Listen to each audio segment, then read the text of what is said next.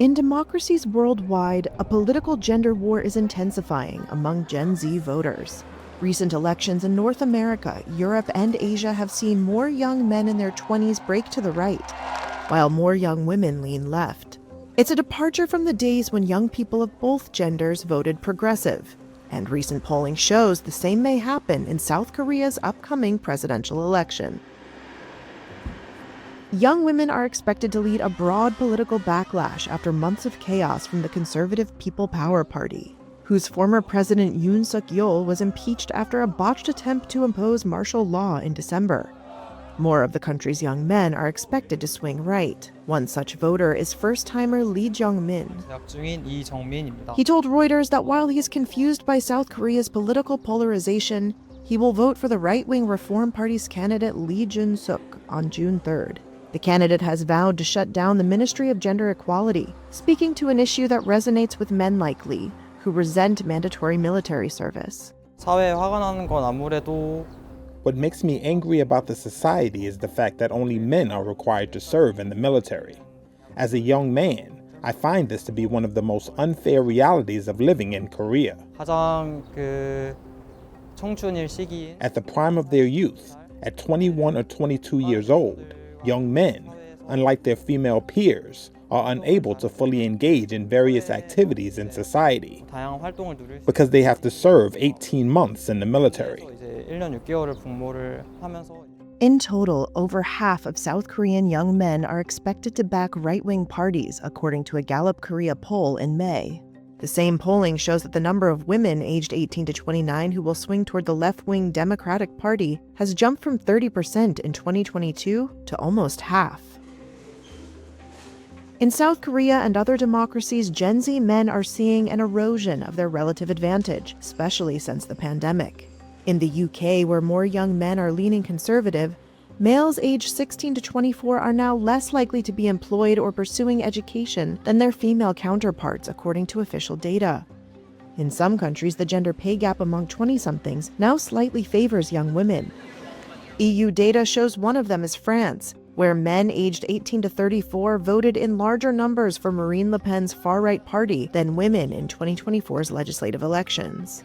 Daryl Bricker is the global chief executive of public affairs at polling firm Ipsos. We're seeing issues with things like, for example, an ability to actually start families and buy homes and do all of those things that probably their parents and their grandparents were able to do quite easily and thrive on. The Gen Z divide runs especially deep in South Korea. In 2022, all of a sudden, we saw the huge divergence among young voters, young men increasingly voting for the Conservative Party. Political economist Soo-hyun Lee of King's College London says young men are angry because they feel squeezed by competitive job markets and rising property costs, making the prospect of supporting a family daunting. And many blame feminism, believing young women are preferred for jobs. It makes young women to be an easy scapegoat for young men to vent their anger and frustration driven by economic insecurity.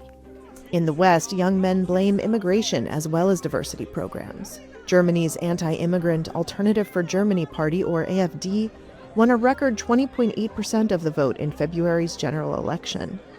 According to official voting data, 27% of men aged 18 to 24 voted for AfD, even though the party's leader is a woman, up from 7.7% in 2021's general election. They have the feeling that they're losing power. Molly Lynch is an 18-year-old Berliner who voted for the country's Left Party, which captured 35% of the vote from women aged 18 to 24, up from around 9% in 2021. A lot of young men are sort of falling for sort of more like sort of right-wing propaganda as well, because they feel upset. They have the feeling that they're losing power, but it's actually only losing power over women that wasn't actually equal in the first place.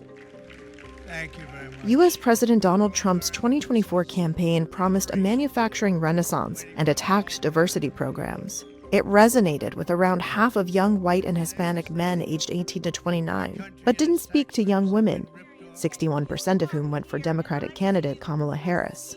In Australia's May election, the Gen Z gender war was not evident at the ballot box, but voting is compulsory there, a possible explanation for why radicalized gender politics have not taken root as more extreme ideologies tend to be flattened out at the polls. So how does the Gen Z gender war end? Pollsters say it could drag on until governments address the core issues of home affordability and precarious employment. Some worry that the divide could make consensus on reforms harder to achieve. If the future generation is ever so divided along the line of gender and then refuse to engage with each other to build social consensus, I do not think we can successfully tackle these huge issues through big reforms.